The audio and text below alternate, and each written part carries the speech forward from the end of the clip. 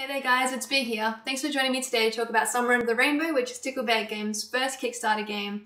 I think it's a really thoughtful, high quality production, and the theme integration is what really wins me on this one.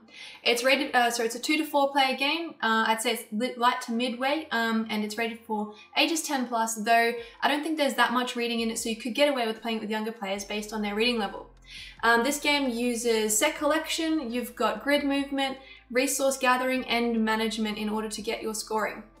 So the point of Somewhere Under the Rainbow is to become the best rainbow maker in Glistening Grove. You're going to do this by attracting a unicorn and winning over it heart and stomach.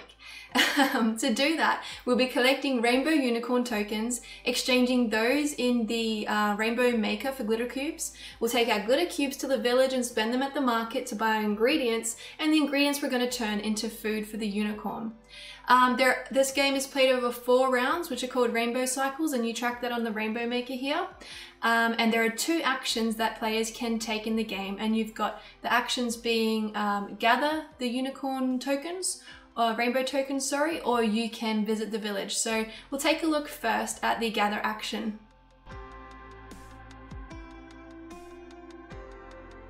Players may gather 1 token per turn. There are 3 types of tokens. You've got 96 rainbow tokens, 6 stone tokens, and 6 of these golden tokens. You can exchange 2 or more of the same coloured rainbow tokens in the rainbow maker to collect varying amounts of glitter cubes based on how many tokens you exchange. We have a look at this quick guide here. It actually shows us. So 2 tokens exchanged gets you 3 glitter cubes, and it goes down, and you've got your golden cubes, which gets you some bonus. Stone tokens cannot be exchanged for glitter cubes, but they can be used strategically for movement. The golden tokens, as we just saw, can be exchanged, but only when you exchange at least 2 rainbow tokens of another type. That will gain you those bonus glitter cubes. When collecting tokens, they must be stored from right to left on your player board, and you can have no more than 4 tokens stored at a time, so you'll need to be strategic about what you pick. You'll begin your movement by selecting the token from the place where you want to move. So we start off with taking 1.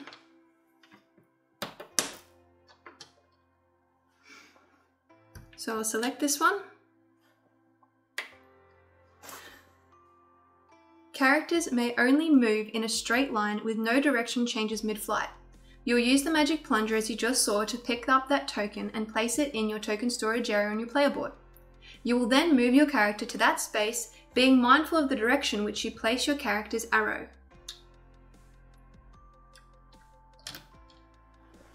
Each character has an arrow on them to show you the direction of movement for the next flight. This adds a nice layer of puzzly strategy to the grid movement. There is also a line of sight restriction with movement, which means that if you are on a lower level than those tokens around you, you may only move a maximum of 1 space. I'll just show you an example now.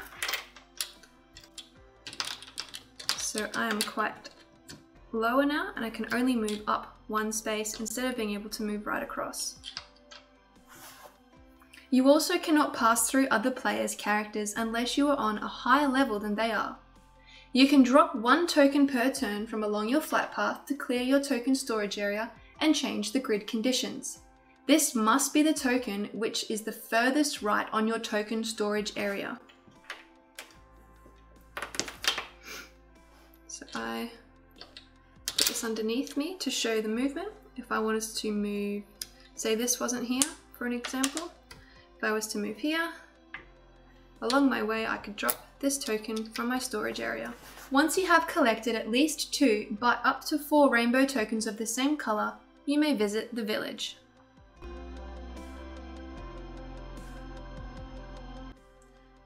When you visit the village, you have 3 choices. You must do 1 action, but you may do as many as you like. In the village, you can use the rainbow maker to exchange tokens for glitter cubes, use those glitter cubes to buy from the market, and use ingredients to create food. We'll first look at the rainbow maker. As we learnt earlier, you can trade 2 to 4 rainbow tokens of the same colour. You will first work out how many glitter cubes you will receive based on how many tokens you're exchanging, and take those cubes from the bag by placing them on your player board. So you can see I've got 2 tokens here to exchange. If I check my quick guide, that means I'll get 3 glitter cubes. So I'll take those from my glitter cube bag randomly and place them on my player board. I will then place my rainbow tokens into the rainbow maker. Any gold tokens that you would like to exchange with your rainbow tiles will go into the back of the machine and not into the front of the rainbow maker. The rainbow maker can only receive the same color once per cycle, and once all 6 colors have been added, it triggers the next rainbow cycle/round. You will move the round tracker forward and empty the rainbow tokens into the back of the machine. So we've got our round tracker here. We'll go to the next rainbow cycle. Now say this had all of the 6 colors of rainbow tokens in it, would then be tipped into the back like that for later. The next available action is to visit the market. We'll then take a look at the market items, of which there are 3 types.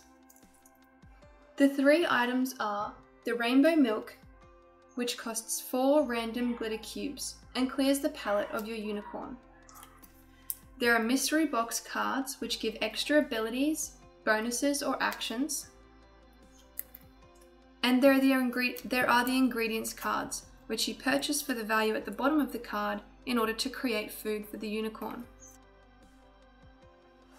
On your player board, you can store as many glitter cubes as you want, and you have a fridge which can hold up to 2 ingredients. If you have 2 ingredients and you want more, you will have to discard 1 ingredient to make space in your fridge. Once you've purchased 2 ingredients, you may exchange them for food. You can use your quick guide, which has a color wheel on it, to see what color food your ingredients will create. I have a yellow and a red, which I can see will make me an orange. You will then go through that color deck until you find the matching food. You'll then discard your ingredients and discard my ingredients and take this food and place it next to my player board with the tasty points showing. You will stack all future food cards on top of this one, making sure your tasty points are visible. The unicorn is a creature of delicate appetite and will not tolerate food that is radically different from the previous one placed. You may only stack food of the same color or an adjacent color on the color wheel. So for orange, it's red or yellow on top of that food. If you can't do that, you may buy the rainbow milk to stack, which will clear your unicorn's palette so that you may place any color food next.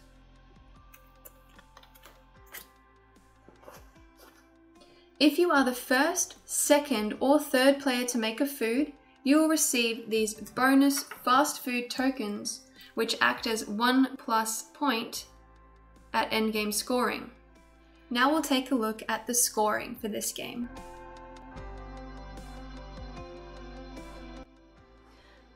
After the 4th rainbow cycle, players will count their tasty points for all completed food cards. You will then move the rainbow maker to reveal all of the tokens which were collected in the back of the maker during the game.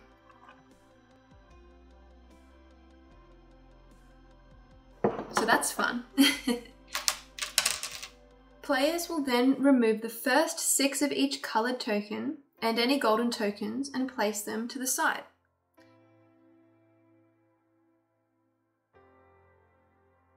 You will then count up the amount of tasty points you have for each coloured food.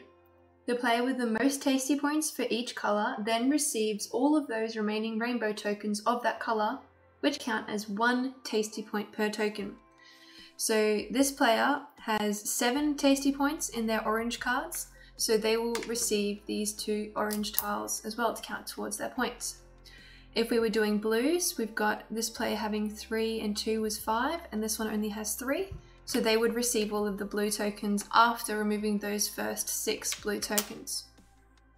Once all the points of the food cards, rainbow tokens, any bonuses received from fast food tokens or mystery boxes, so these are 1+, and this is an extra tasty point at the end as well, Once all of those are counted, the person with the most tasty points is declared the best rainbow maker in Glistening Grove. Well done! Thank you so much for joining me today to talk about Somewhere Under the Rainbow. I'll finish by listing in short what I love the most about this game. I really love the theme integration. I'm a big person on thematics, and everything about this game makes sense in the world they're trying to create. I really love that it is easy to teach, it has really smooth gameplay, but it's pretty hard to master with all those little puzzly strategies that they have in there.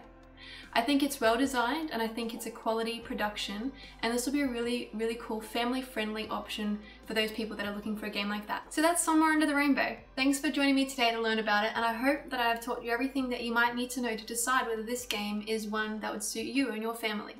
Bye.